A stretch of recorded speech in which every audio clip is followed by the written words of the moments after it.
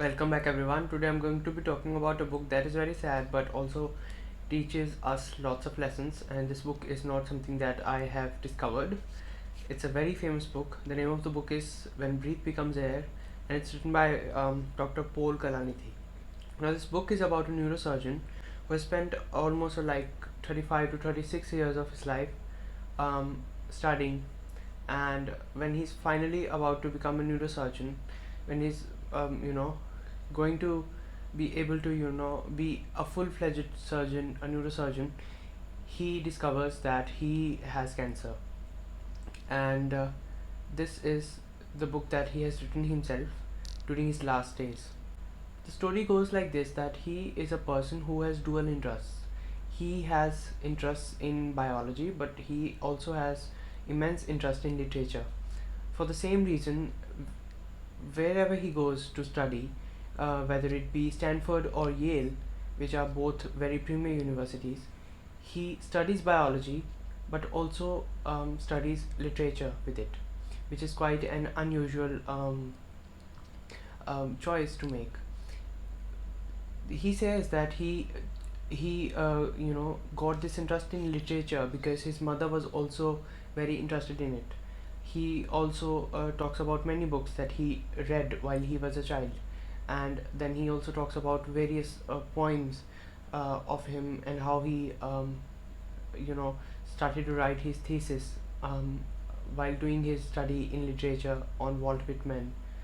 And then he talks about how he decided to choose his career in neurosurgery and not in literature. He says that he was studying literature and he felt that there was no practical application of all the literature that he was reading. He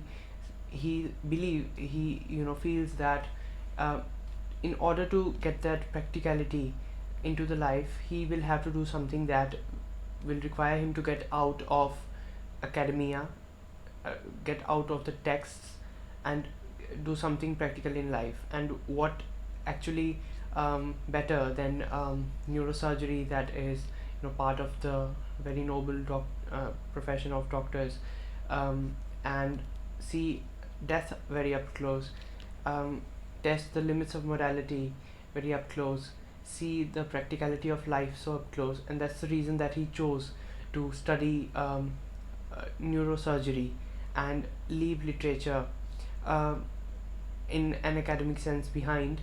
But he still loves literature, and he still remembers lots of poems. And then the day comes when he is almost able to finish his uh, his study in neurosurgery and become a full-fledged doctor. But just when he is in his sixth year, fifth year, he starts to feel many ailments in his body, discomforts in his body. Like he starts to have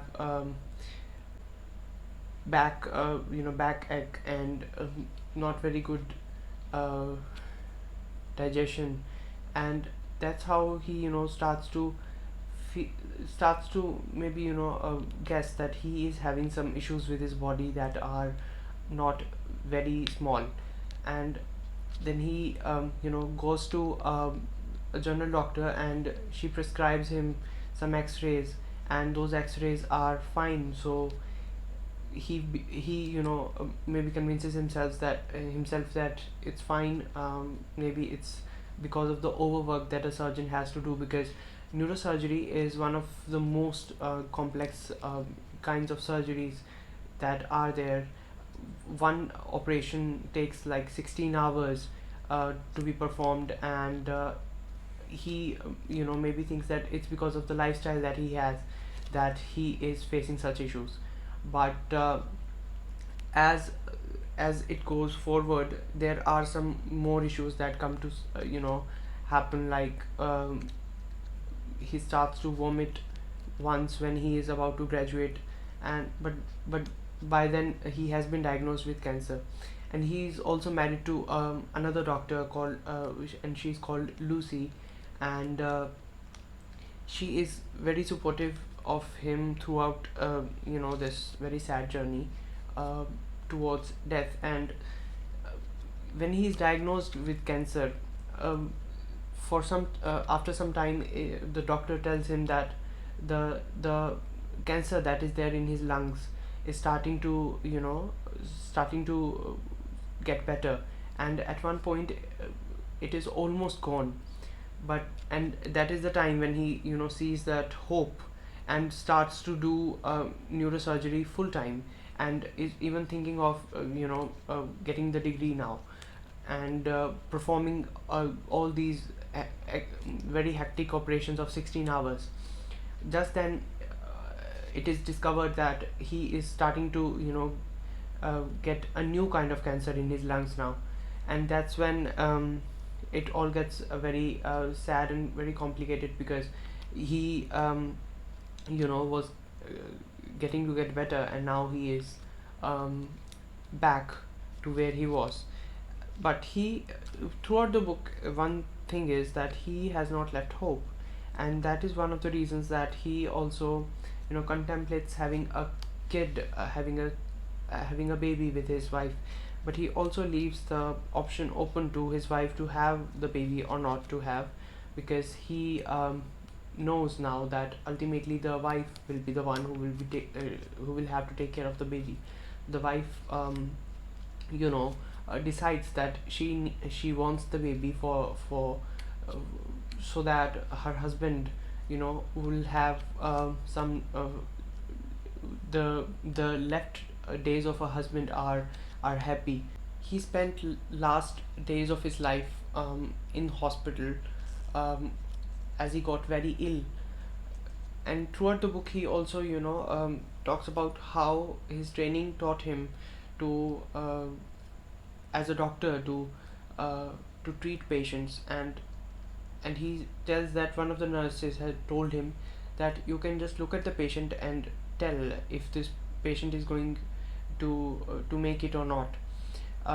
He says that once he delivered two kids, and on that day he congratulated the parents, but next day when he came to the duty, uh, both of those uh, both of those babies were no more.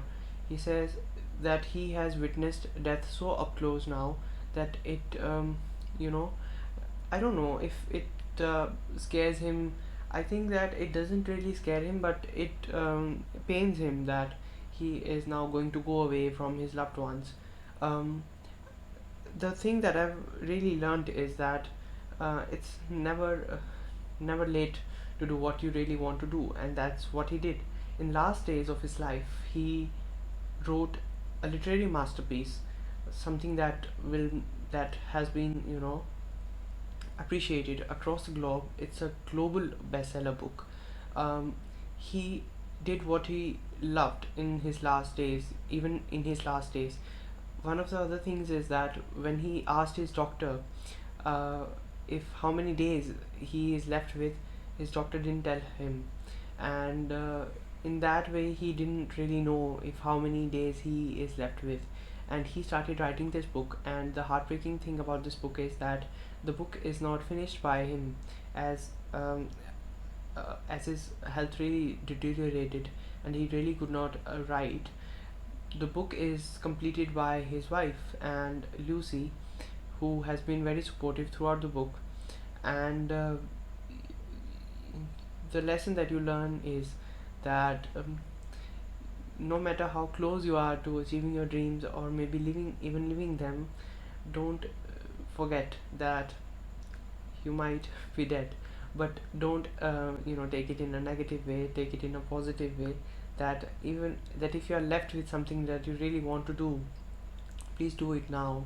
You never know if tomorrow is there, and even if the time is gone, do the thing that you want to do, even if it's left incomplete, because there may be someone uh, who might complete it for you and get it published. Thank you very much for watching. I'll be back next Sunday with a new book review. Till then, take care, stay safe.